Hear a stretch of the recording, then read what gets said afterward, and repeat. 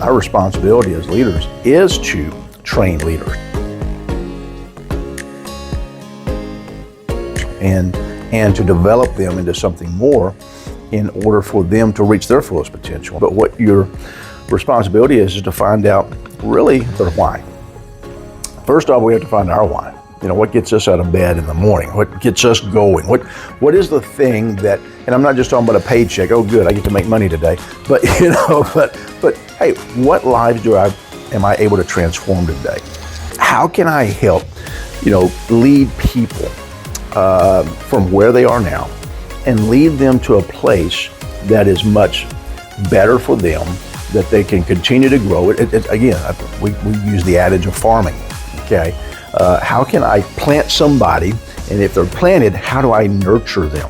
How do I, help them to pluck the weeds? And you say, well, Scott, what do you mean the weeds? Well, you and I both know that we all have weeds in our mind. It's the negativity, it's our thoughts, it's those things that we think about that are not producing good fruit, or will actually choke out the plant and choke out being able to become fruitful, to choke out those things that will help us to be profitable. And so we, as leaders, have to realize that part of my responsibility is making sure that the attitude and people's mindsets, okay, are towards the positive. And if we begin to see people that are negative and because of the situations that maybe they are dealing with, personal, okay, maybe it's something that happened to them, maybe it's something that is going on in their life, we always need to direct them back to their why. Because when we get focused on the negativity, right, what do we begin to focus on? Negativity, right? I think I told you the adage of basically of when I was playing football. My running back just had a problem fumbling the ball, and always, hey, don't fumble the ball, don't fumble the ball, don't fumble the ball. Well, guess what he did? He fumbled the ball. The coach said, hey, hang on to the ball, hang on to the ball. And so we started using the same verbiage, hang on to the ball, hang on to the ball. Guess what happened? He had fewer, if any, fumbles during a game, because his focus wasn't on not fumbling the ball, the focus was on hanging on to the ball. So many times we have to refocus people, and that's a mindset shift. It's what that is, to help people be able to grow and to develop themselves to really reach the goals that they have. What is it that's driving them? And when we find out a person's why, and it's not just, well, because I want something better, I want to make more money, or no, it goes beyond that. It goes beyond that. I honestly believe, and know this really to be factual, that we were created to create. We were created to be dominion, to have dominion over the things that are below us. And my understanding of what God said, and not only Genesis 1:1, but throughout the Bible, and even through Jesus, is that we have dominion over those things. We have dominion over our thoughts. We have dominion over our attitudes. We have dominion over those things that we've created or that have been created for us, because God set us. God set mankind over that. And so we have to realize that some of this is things that we have to take the authority position over that in our own mind, in our own processes, in our own actions, and take full responsibility of who we are, and realize that every morning I get up, number one, is a gift. Every morning I get up, I need to have intentionality. Every morning I get up, I need to have some form of direction in my life. Every morning I get up, I need to have focus. Every morning I get up, I need to know where I'm going and what my plan is for the day. And that all starts with this ideal of, what is my calling?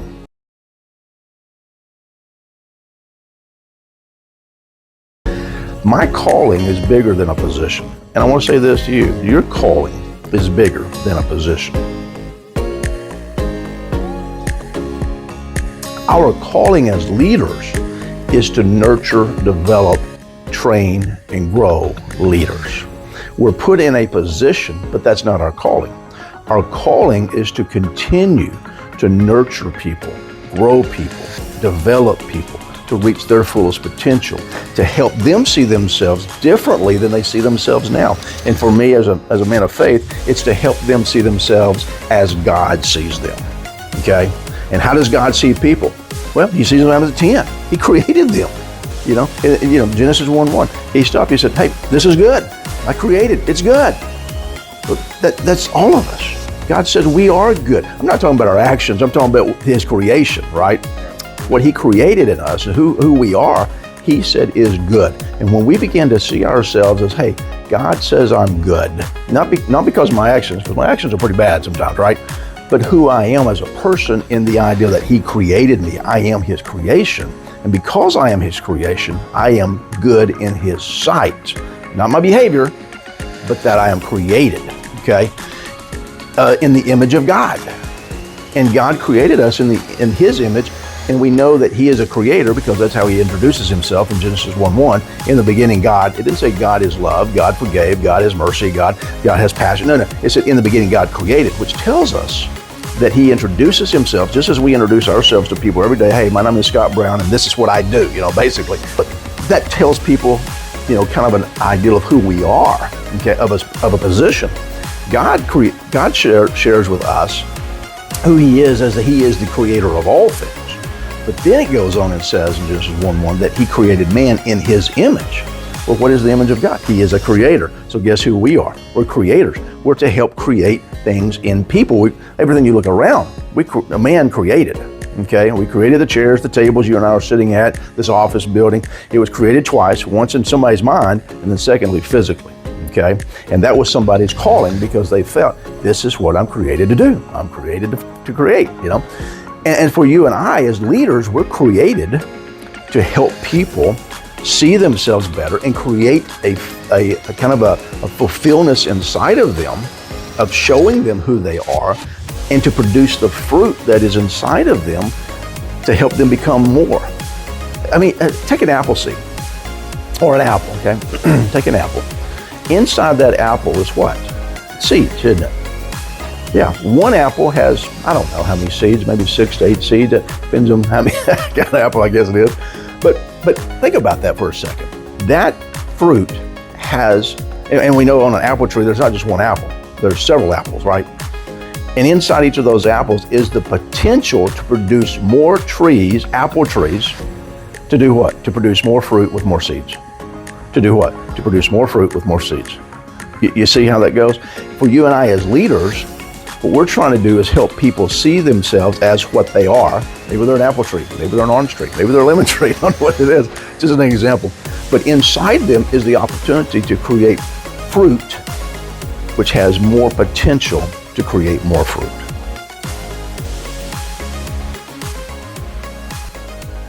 Artists, they look at a marble slab and they say, whatever's in their mind they picture, they already see it inside that marble slab. You and I just see a big marble slab, right? But when they start chiseling away, okay, and they start taking away certain things that are not, they're chipping away at what they are not, okay? And for you and I as leaders, that's what we're doing. We're helping people chip away. Not only are we chipping away at our own selves, but as leaders, we're helping to chip away those things that is not what they want to be, okay? And that's the thing that as in our personal growth that we have to do. We have to learn that there's things in my life. I'm a big marble slab, and what I see, this is what I want to have. This is what I want to, this is what I want, okay, at the finished product. And it's not just it's not just the tangible things. It's not just I want this car and this house and be able to do that. No. It's more than that. It's the ideal of encompasses everything that I want to have about me. My integrity, my character, the values we talked about last week, all of those things. And if I learn how I can be, and I've got to chisel those things out to be that, okay, what I begin to see is I begin to do those things, okay? Well, they're going to do this many calls. They're going to set this many appointments. They're going to, have this many customers. They're going to do this and do that and do this and do that. Yeah. And so here's the thing. In order to be that, there's some things I've got to do. First, I got to start here. I got to see myself as that. If I don't see myself as that, and I don't believe it's possible, this is what Henry Ford said. If you think you can, and if you think you can't, you won't. and it's true. We have to first see ourselves as that person. So it's a mindset shift. Once we begin to see ourselves, I love it in the Bible, it's Hebrews, it's talking about faith. And the ideal of this, in Hebrews chapter 11, it talks about that you have to actually see it. You actually have to believe it. You actually have to say, it is so. And do those things as if it were so. In the ideal of just being that, which I see, or seeing that, or doing those things, believing that as if it were so. And so for you and I, that's what we have to, number one, do for ourselves, but number two, also help our team see that you are this person. You just have to see yourself be that person. And every morning you get up, and this is why I think affirmations are important. Now, it's not about the affirmations of, I'm going to say it and say it and say it and not do anything about it. I've got to say it in order to do this, to get my mind thinking, then this is what I'm going to be person does. And as I continue, and here comes the two words I use a lot, intentionality and consistency. As I am intentional about being that person, and I'm a consistent person of doing those things every day. Monday I do this, Tuesday I do this, Wednesday I do this, Thursday I do this, Friday I do this, Saturday I do this, Sunday I take a day of break, day of rest, And if you've got one in the middle of the week, that's great. Monday I do this, Tuesday I do this, Wednesday I do this. Maybe Thursday's your day off. Thursday I take a mental day off that I can rest, recoup, grow myself, learn, watch some YouTube videos, not for entertainment, but learning how can I be a better communicator? How can I be a better presenter? How can I be better at this? Take an hour, focus on that. Take another hour of just relaxing. Here's the thing, intentionality of even on your days off, what am I doing on my day off? Am I not just sitting in front of we call it the boob tube in my generation, the boob tube, right? Not just sitting in front of the TV or I'm just scrolling on TikTok and fake, no. Yeah, they figure out ways and strategies. Exactly.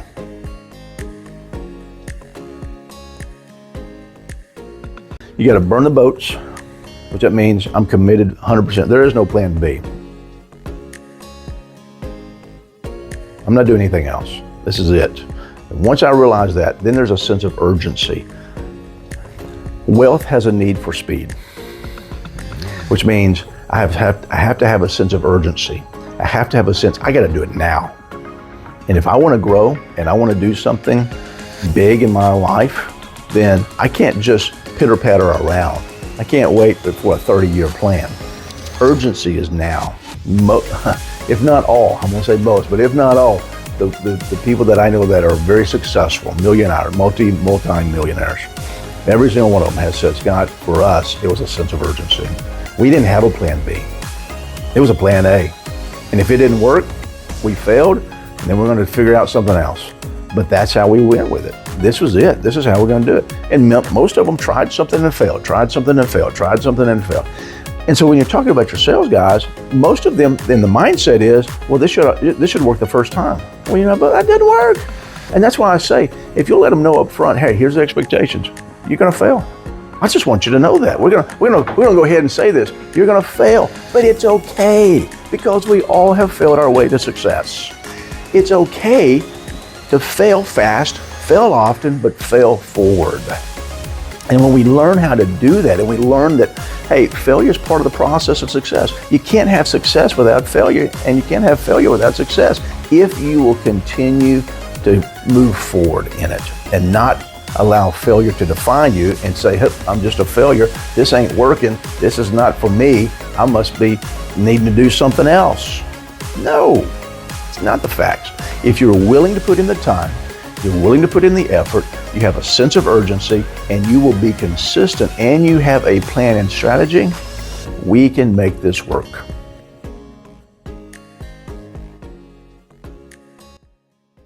It starts at the top. I've got a new company I'm working with right now. They're doing $1.7 million in their first year. Probably on target to do at least 2.25, maybe 2.5, possibly this year. But he came to me and he said, man, I need help. I'm going, man, you're starting right off the foundation. This is great, And really he said, we need more leadership. He said, I already see that as this business grows, we need more leadership on the foundation, which is important because the better your foundation, the bigger your foundation, the deeper your foundation, the higher you can go. I mean, how do they build these skyscrapers? Do they just build long pads, or do they go deep in the ground? Well, they got to go deep in the ground. The deeper you go, the higher you can grow. Right? And so the deeper that you get your team to grow, personal development, leadership development, seeing themselves, being, doing, having, then what you begin to see, as we talked about before, you're multiplying leaders. The more leaders you're turning out, the more quality that's happening. They see themselves, but now they're treating their customers better. They're treating one another better. And now you have a positive influence. Is everybody gonna be perfect? No. But you know something, when things happen, problems happen, you can sit down, have mature conversations, realize, hey, this is a growing moment, this is a learning moment, and take it for what it is, grow from it, grow through it, so that we can build that Lego block on top of another and another and another. Now we've got depth, and now we can scale high. Same thing, I go back to what Truett Cathy said about Chick-fil-A. Guys, if we can become better here, if we can grow our leadership team, if we can learn to communicate better, if we can learn to lead ourselves better, then we can be able to learn to grow to lead others better. Our customers will demand that we get bigger. It's exactly what happened.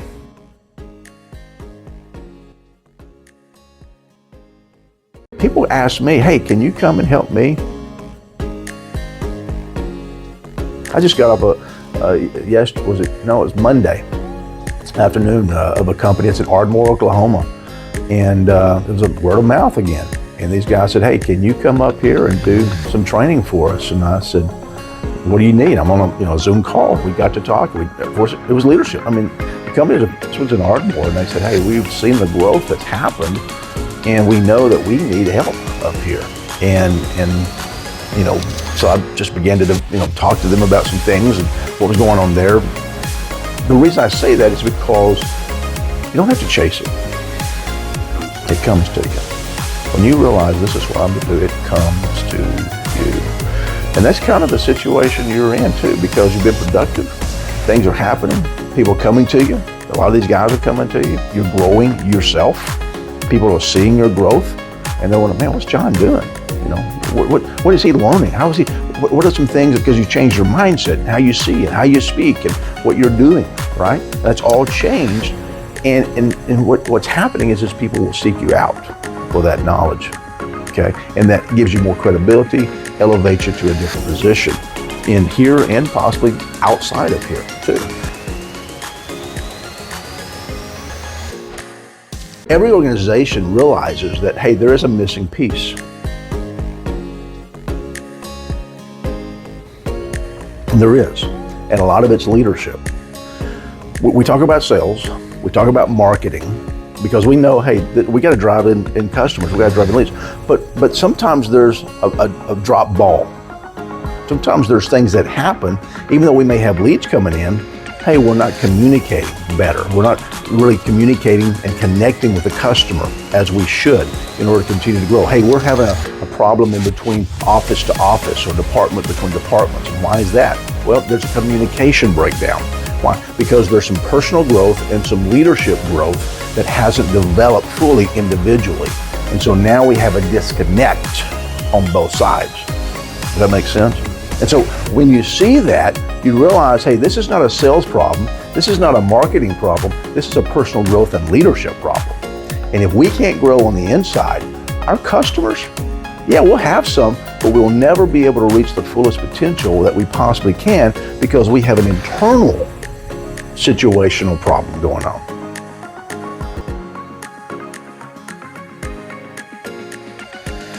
And so, as I say, when you drop a pebble in water, what does it do? Ripple first in the middle, and then it goes out. If we'll focus on, hey, what helps us to get better inside, I promise you, things start getting better outside. It always starts in the middle, always does. But it's not about you, and this is interesting. It's not about us. It's about the people we help.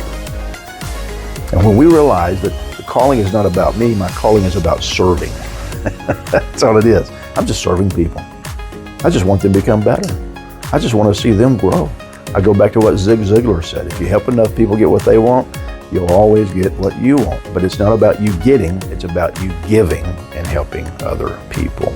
And so when we realize that in my calling, a calling is something that I'm not getting. A calling is what am I giving? Okay?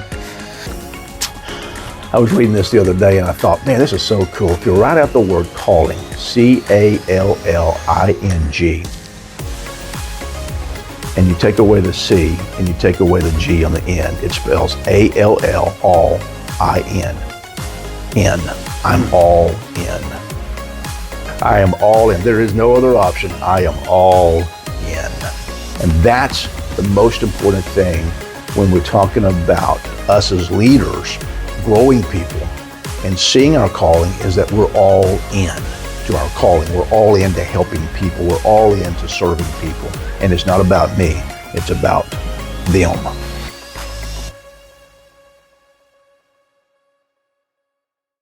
When we realize that, hey, I'm here as a problem solver. Okay?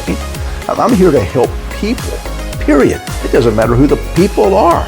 Because why? We're leaders. And what is leadership? John says this all the time. Leadership is influence, nothing more, nothing less. Who do I influence? A lot of people. Yeah.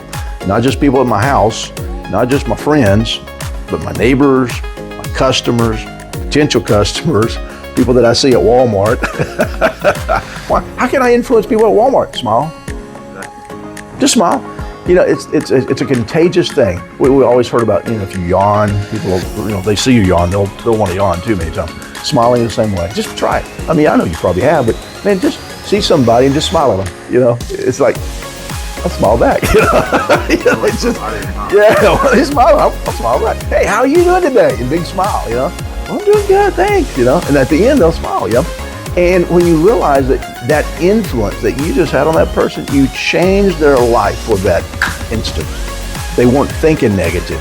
They weren't thinking about something that was going on in a negative part of their life, or what they just said, or what just happened to them, or whatever the case may be, their attitude. All of a sudden, it flipped the switch, okay? And you influence them in a positive way. And that's what we want to do. So if we can look at the thing, it's kind of like the mountain peaks, right? You got a mountain peak and you got a valley, and a mountain peak and a valley and a mountain peak. The thing is, when we're on the mountain peak, we see the other mountains. But in order to get to the other mountains, what do? We have to go to the valley. That's where growth happens. Growth is coming down. We get right back up to the mountain. We get on the top of the mountain, we realize, hey, that's a time to take in the beauty, take in those things, recharge our batteries, inspire us to do what? To go right back down to the valley to grow more. In the valley, it's sometimes deep, sometimes dark, sometimes heavy. It's hard going back up the mountain. It's a climb, it's a struggle, it's hard. That's why you need to get to the top. That's the vacation side, that's the resting time, that's the recharging time, okay? To be able to kind of, let me enjoy just this view. Let me enjoy what my next mountain is, because I'm gonna tell you, the next mountain, look at that peak, it's higher than what I'm on now. I wanna get to that peak. What do I need to do? I gotta go back down. You gotta go back down. You always have to go down before you go up, always. And so, when we look at the mountain range, it should go mountain range, type, type, type. But in between those types that are going up, or tops that are going up, we know that there's valleys, okay? And that's the way it should be. It should be here, down, up, up higher, down, up higher, down, up higher, okay? Why? That's part of growth. Because if we're always just here, and we'll never grow.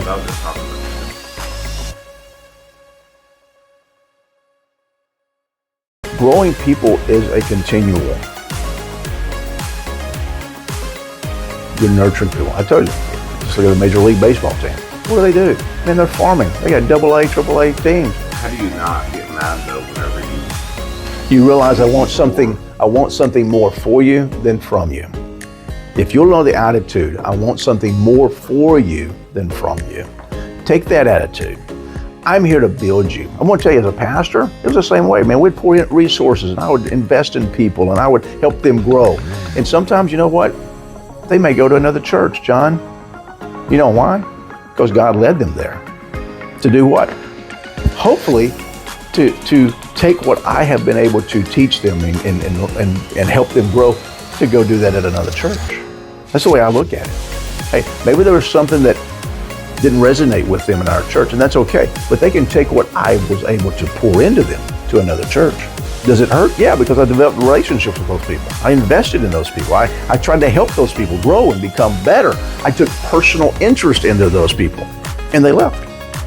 But I had to realize that's not my decision. My decision is to do what? Nurture, grow, train, develop. That's my decision. I want something more for you than I want from you. And if that's the attitude I have, then when it's your time to leave, then you can take what I've grown or developed in you and you've grown into and become a better person and develop yourself so that maybe you can develop somebody else. Because it's all about helping people become better. Does it take away from me? No, that's a scarcity mindset. I have an abundant mindset. And when I realize it's me that has to grow, it's me that has to help develop my team in order to have an abundant mindset, to realize, well, how do we become top in their mindset? What do we need to do? But see, that starts on the inside. It starts at the leadership and it works its way down. That's where it starts. That's why Truett Cathy said, hey, if we grow us, and he included himself in that, if we grow us and we become better, our customers will demand that we would grow larger.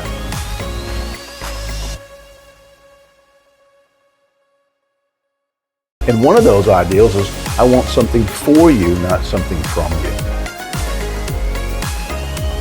And that's not only with our internal, but it's also for external. It's for our potential customers too. When you begin to start focusing and obsessing on other people's problems more than they do, and you stay up at night thinking about how can we solve this problem? Now I'm obsessing not just with the resources I have, but what other resources can I get? You see, I believe there's always a solution to every problem. I didn't say the solution. I said there is always a solution. And what we have to do as salespeople is realize that if I'm a problem solver, I am going to solve this problem. Now, granted, there are times that it's like, we're just not able to help this person right now. But can we give some solutions?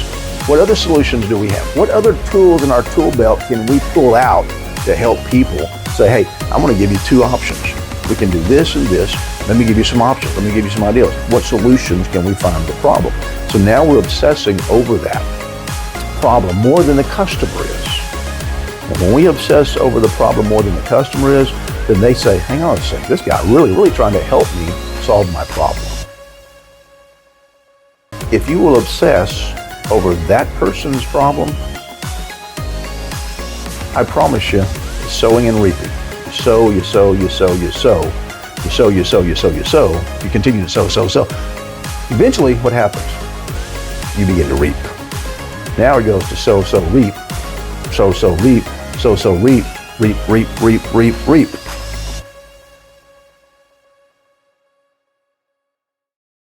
I heard this the other day.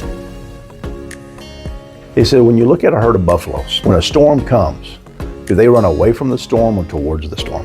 Probably away. No, they run to it. Do they run? Buffaloes are the only animals that will run to the storm. Buffaloes realize that the storm is coming, no matter what. And the longer I run away from the storm, the more time I'm in the storm. But if I run to the storm and I begin to run through the storm doesn't last as long. You follow what I'm saying? If I'm going this way and the storm's going this way, guess what happens? Boom. But if I'm running this way and the storm is following me, guess what? It's going to last a lot longer than that. And so as people, what we have to realize is that when we see obstacles and we see problems, we run to them. Mature, growing leaders do. They don't run away from confrontation. They run towards it. I need to address it.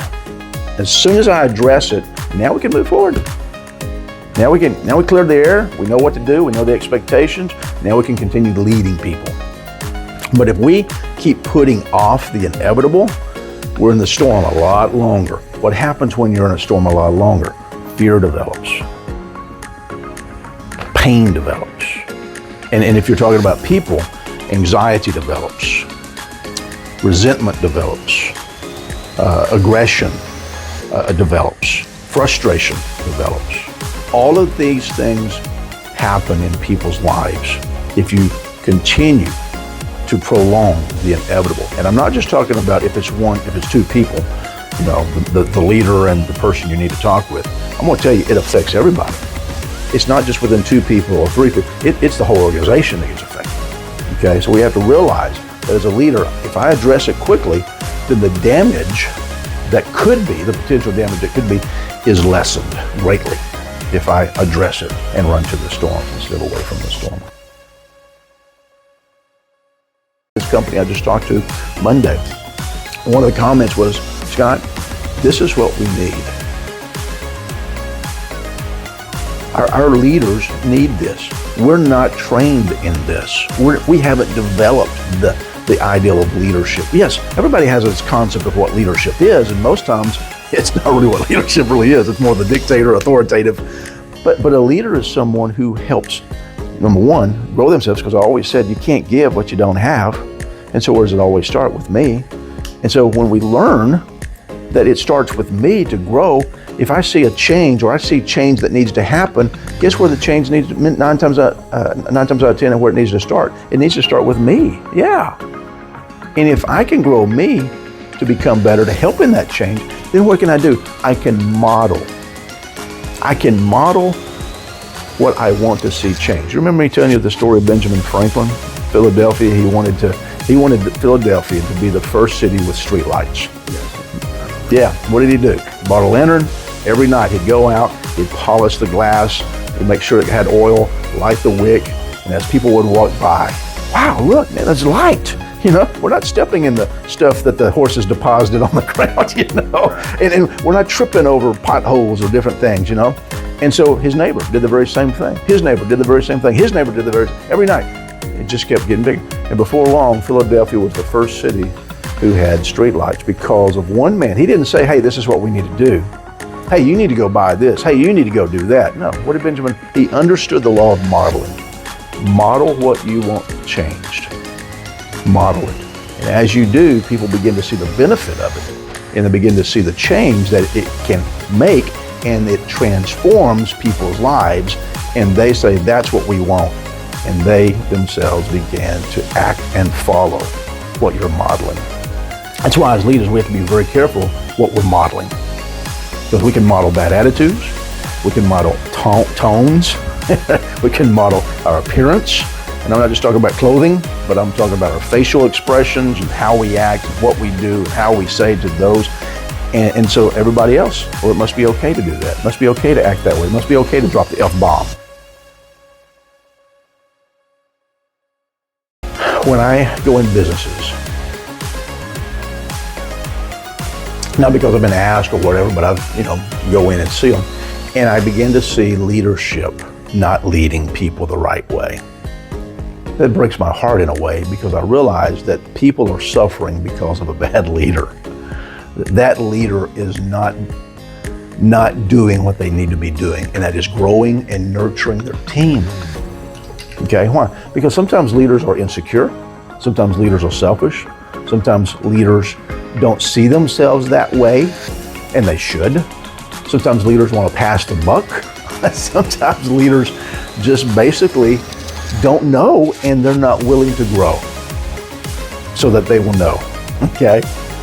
And so, because some people are, I've learned some people are just okay with being mediocre. Yeah, that's who they are. It's crazy. Well, I'm going to tell you why. Because they've seen it modeled. They've seen it modeled, and so they think, oh, it's okay. My leader, whoever that was in their past, my leader, well, they didn't grow, they didn't nurture me, they didn't develop me, they didn't do this. And see, what they don't understand is that in order to change things for the better, it all starts with you. Right. If you want things to change better, it's not me telling people what to do. Oh, you need to do this. You need to act better. You need to have a better attitude. Hey, you need to do this. No, it's me first. Once I begin to have a better attitude, I begin to pull the negativity out of my own mind. I begin to see people as 10s and not as 1s. I begin to grow people and nurture people because I'm growing and I'm nurturing myself to become better. That's where the change begins. And that's what I see a lot of times in leadership, is that leaders don't take that responsibility for themselves in order to help grow their teams. And that's a detriment. And that's what, for me, to see organizations suffering because of a leader or leaders who have not taken the responsibility to grow themselves and become better.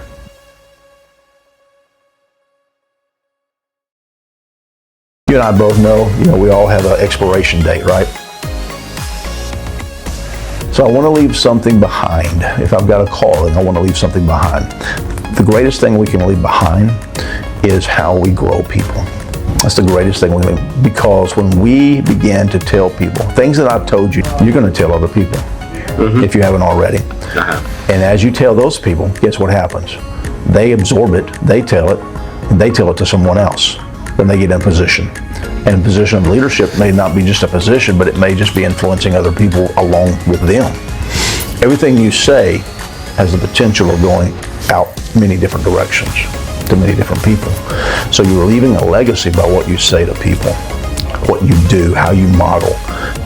So the question is just what kind of legacy do you want to leave behind? Who are you? And how do you want to leave that behind to people? And so when you have that big mindset of, what do I really want people to know about me, and to know when my expiration date comes, what I want them to say, how many lives did I change? Yeah. How many people are better because of me? Well, let me tell you this, you've changed mine, Scott. Well, I hope so.